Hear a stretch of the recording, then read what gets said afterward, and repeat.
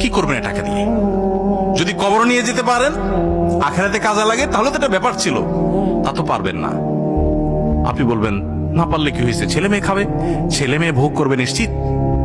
বহু মানুষ সম্পদ রেখে চলে গেছে, তার ছেলে মেয়েরা ভোগ করতে পারে নাই, হাতে বুতে অন্য মানুষ খেয়ে ফেলছে, আছে না নাই? সবচেয়ে বড় হতভাগাকে জানেন?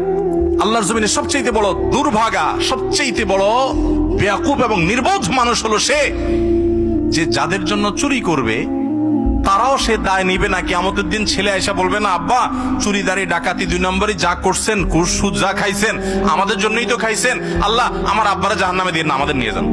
বলবে না ভাই, কোরআন বলেছে ইয়াউমা ইয়াফিরুল মারউ মিন আখিহি ওয়া উম্মিহি ওয়া আবিহি ওয়া সাহিবাতিহি ওয়া বানি। সন্তান বাপকে দেখে মাকে দেখে পালাবে, যে না জানি আজকে কোনো কিছুর জন্য ধরে।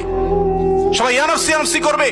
যাদের জন্য চুরি করবেন ওরাও দায় নিবে না। আপনার মতো নির্বোধ কে হতে পারে?